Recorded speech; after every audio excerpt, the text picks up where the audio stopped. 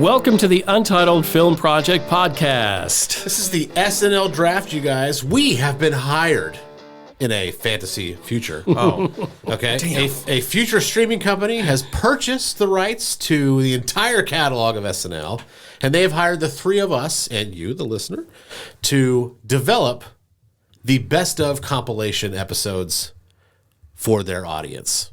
Okay? So we have full reign over all of the Saturday Night Live sketches and musical artists and cold opens and everything about in SNL history, 50 years of SNL history. We've been hired to come up with our own best of. The catch is no duplicates. So we can't have Cowbell in all three. We can't have Van Down by the River in all three, right? Whoever gets that one, that's theirs, and so on and so on. So the rules are of the draft: you have to pick a cold open, 1. You have to pick a monologue, 1, and you have to pick a musical artist, 1. Mm-hmm. Then there are 5 other sketches to fill out your best of show. That is the rules of this SNL draft. Are there any questions before we start? I have one. Hit me. What about elements that are pre-taped? Fake commercials or digital shorts? They're just counted as sketches? They're counted as a sketch. That is correct. All right, fair enough. So are we going to randomize every round? We're going to randomize every round. Bradford here, if you've watched any of our drafts before, we did a Star Wars draft, which is super fun. We did a Christmas movie draft, which is very fun. Bradford has always done a random pick and for every single round for who gets first, second, and third. Bradford, what is the first round of the SNL draft? Randomizing? Uh-huh. It is Jim Bradford Gover. Jim gets the first pick in the Untitled SNL draft to design the best of show for Jim. Okay. And are we going in any particular order? Nope. Okay. Just like if you want to select a kicker in the first round. Yeah. So whatever's strong. And I assume the musical artist will be the kicker of the fantasy football draft, right? The analogy will be there. Unless you have somebody in particular that you really, really want, it can kind of wait because it's just the musical artist. Okay. So Jim, go ahead. All right. I am, with the first pick in the SNL Fantasy Draft, going to choose more Cowbell. There it is. We all wanted it. We all wanted it. I got to take it. Stupid not to. It's true. Anchors your show pretty well. Bradford, who was second again? I'm sorry. Me. Great. Go ahead. With my first pick in the SNL Best of Draft, I'm going Celebrity Jeopardy, Sean Connery, French Stewart, and Burt Reynolds. That's very important, by the way, the cast, because we could pick another Celebrity Jeopardy and it would still work. So that's exactly. There were so many good ones. You have to be specific with that ones, right? But that one was killer. That's right. Oh my God, Sean Connery just throwing that thing off the rails. Burt Reynolds with the late Norm Macdonald playing him. So good. Love you, Norm. Excellent choice. With my first pick, third overall, in the Untitled SNL Draft, I'm going to go Washington's Dream with Nate Bargatze. So that is my first pick. That is going to anchor my show since Jim took Cowbell. Okay. What is the second round, sir? Let's randomize it again. Bradford Jim Gover. Oh, okay. I'm all right. I got some deep cuts here on my. For those who don't, I have a list of 55. I went through and did the research. I've got a depth chart of 55 here. I'll be all right. He's the guy. Yeah, I think so. He's Bradford. The team at the draft with 50 scouts with him, and yeah. Okay. For your second pick, this is actually starting to get difficult already because we have different eras. Yes. But there's a lot of overlap. Yep. Because we all know classic SNL as well, too. That's right. But there's lots of things that are recency bias that happen sometimes. For sure. But for me, I'm going to go with Debbie Downer at Disney World. Oh, that was my next one. Okay. All right. That's a good pick. Probably the best cast cracking up. The best cast break, for sure. Yeah, for sure. Yeah. Yes. Yeah. Well done. All right. Okay. Who's next again? So is that Jim? I'm last. That's right. Yeah, it's me, and I am going to choose.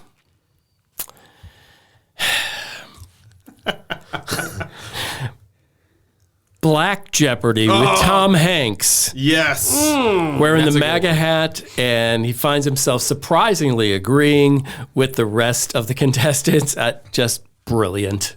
Never saw that wonderful. coming. So good. That's a really good one. All right, round three. Oh, it's for me. I'm so Go sorry. over, you gotta go. So sorry. I'm going with the Single Ladies video shoot hosted by Paul Rudd and Beyonce with special guest Justin Timberlake. All right. Because dance biscuits.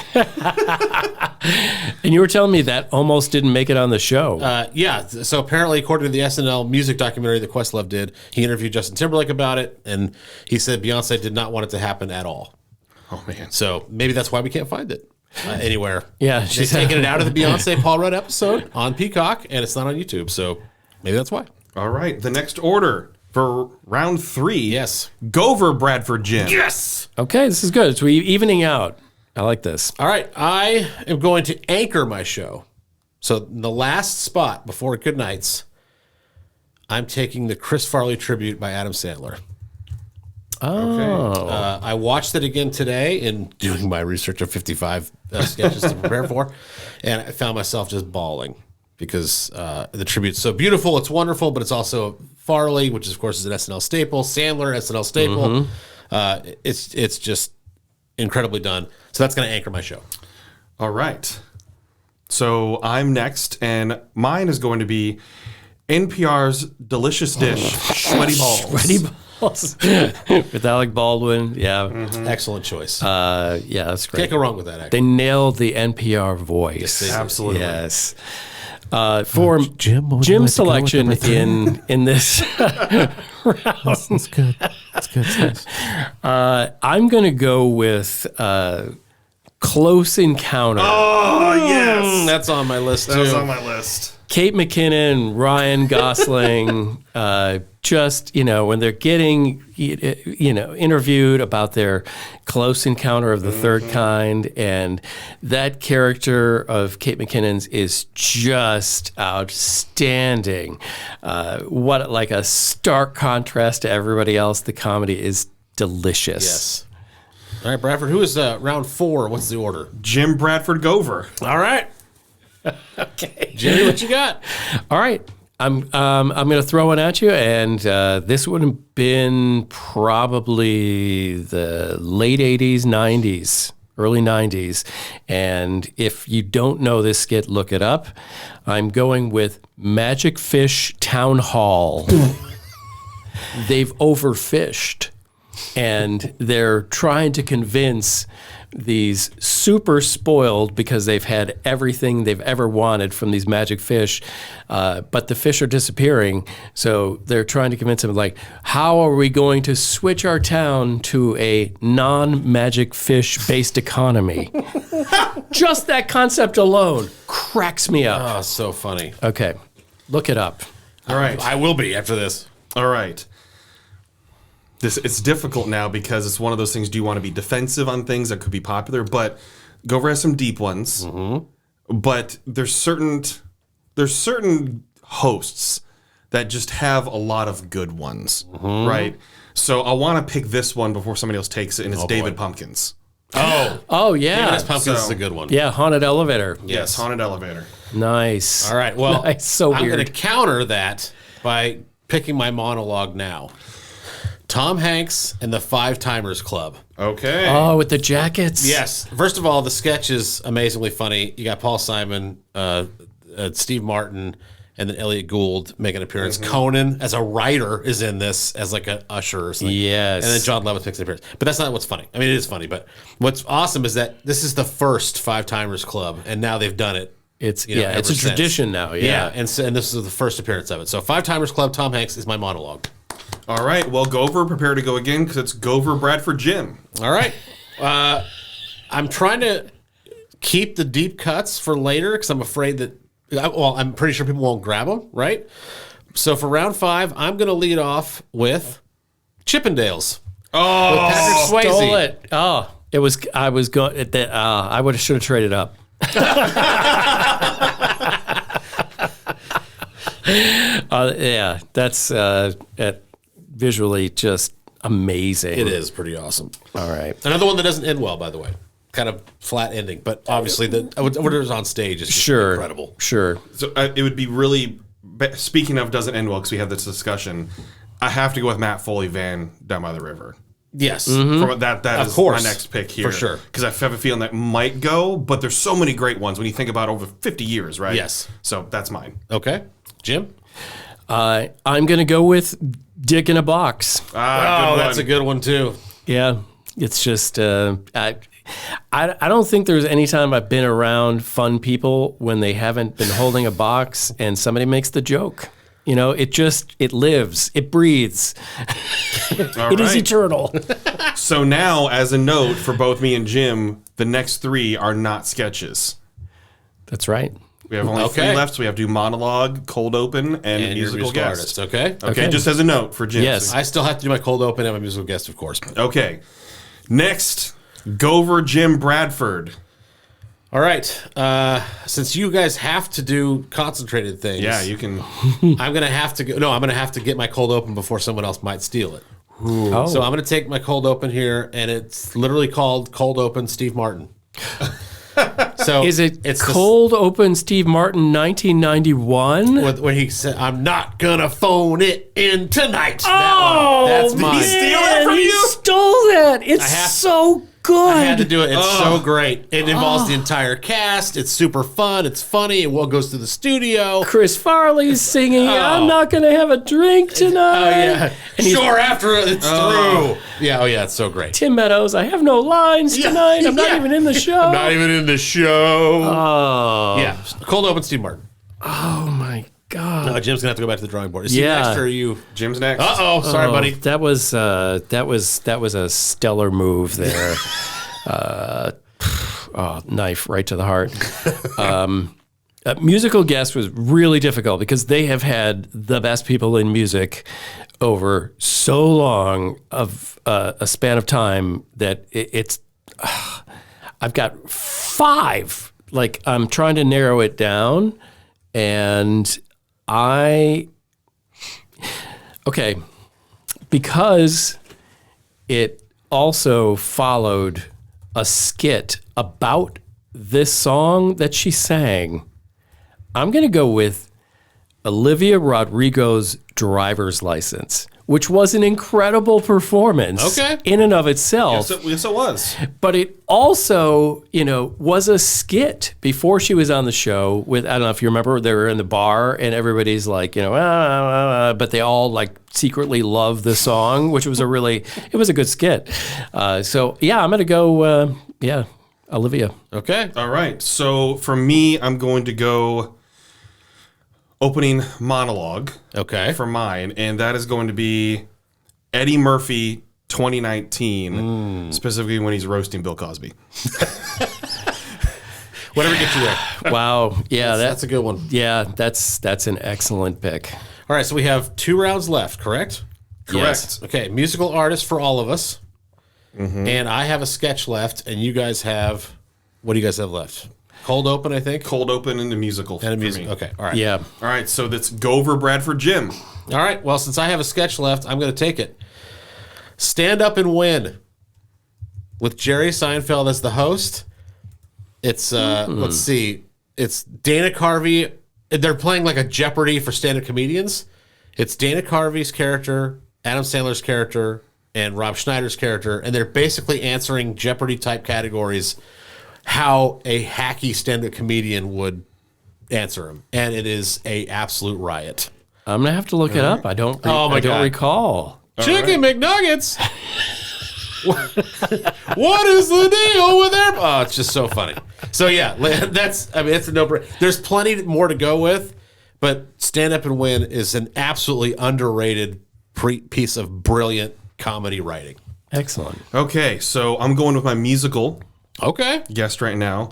And I'm going to go with Rage Against the Machine, Bulls on Parade, Nice. trolling the crap out of Steve Forbes, That's a who was great the one. host for that one. They got banned from SNL. That's a great That's one. right. for that appearance. So Yeah, they were not asked to come back for a second song. That's right. because They of were that. cut. That's Yes. correct. It was cut. Yeah. That's right. Wow. Okay. Let's see. I have monologue. I'm I'm going to go musical monologue. I purposely did not pick a stand-up comedian because to me that's too easy. It's a slam dunk. That's what they do for a living, is stand up in front of a crowd and make them laugh. So I'm going to go with Taylor Swift's opening monologue in which she sang and made fun of herself more than anything. I thought it was brilliant. Okay. It was. That was good. I remember that. Yes. All right, Bradford. What is the last round? What is the structure of the last round? Jim Gover Bradford. Well, mine's like anticlimactic is just the musical guest, but I'm still. I know, but I'm interested to see you guys. Jim goes first. The final pick in the Untitled SNL Draft for your compilation. It's my cold open that I have left. Yes, because I stole yours. You took mine. And I'm going to go because it's kind of a general category because it was done a lot. But I'm going to go, and I don't like to do any of the politics, but I'm going to go with all the cold opens Tina Fey did as Sarah Palin. So you're going to pick one of those, whichever one. Just whatever. If there was ones with Hillary, When Sarah Palin actually showed up. Yeah, Sarah Palin. Open? I believe it was. Wasn't I think it was. I believe it was. I think it was.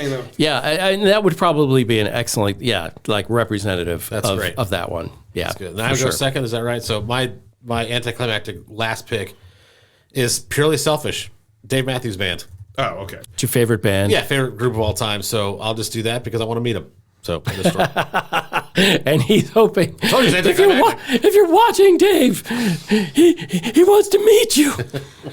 Okay, so my cold open is going to be, this is a little bit of a throwback because I was young, but I still remember this one. The 1992 presidential debate where Dana Carvey plays both George H.W. Bush and Ross Perot along with Bill Clinton in there. He plays two roles in the cold open. I wish we had more sketches. I have so many left on the table. You want to do one more? Okay, let's just throw the wild card round. We'll do one wild card. Okay. Something you didn't mention that you were hoping to. Okay, let me randomize it. Okay. Randomize the randomizer. Uh-huh. Bradford's been watching a lot of the floor. It'd be randomizing. Jim Bradford Gover. All right. Okay, mine's a sketch, and I am a huge fan of Phil Hartman. Rest in peace. Just one of those lovable characters who could play the straight man and also the ridiculous. He was just wonderful. And I'm going to go with Unfrozen Caveman Lawyer. Yep. Yeah. I'm just a caveman. I'm just a simple caveman who likes bourbon. Just wonderful out there. Who could think of that? I don't know. That's a great one. There are a bunch that make me laugh so much. But for me, I'm going with what's kind of memorable to me. And that is because of something that I enjoy and that I love. And I have to go with Chance the Rapper, Let's Do That Hockey. Like that Sports reporter. Okay. That hockey. It's Yeah, funny. It's funny. It's memorable. It's quotable. It's still used. Like that's what I kind of am looking at with these is how many times is it still quoted, and especially within that sport, people still say even though it's old, let's do that hockey. Yeah, it's got legs, and it's one of those things. It's a very unique audience appreciates that sketch, right? Not everyone totally appreciates it, but now that we are based in Nashville, there is one of the names in there is on the Nashville Predators now. That's right. So Pretty Shay. Yep. There's too many. There's no vowels in this consonant. All right. I'm going to go. There's so many that I love so much, but I'm going to go with a commercial because I don't have one yet. So I'm going to force myself to go away from the Sinatra Group and Massive Head Wound Harry and all the ones that I want to pick. And I'm going to go with a commercial. And I'm going to go with... Golly, which one am I going to pick? Okay, I'm going to go with Oops, I Crapped My Pants. I'm going to round out my show with Oops, I Crapped My Pants. So that's our picks. We would love to know, what did we leave on the table? There's plenty. I have still probably 35 listed here that we did not get to that I would have loved to have picked. What would your dream show be? Your compilation be? Forget our picks and just how would you structure your show. Let us know on the social medias. You can follow us on Untitled Film Project Podcast.com. Or, of course, if you're watching on YouTube, write down in the comments below. We'd love to Absolutely have your vote.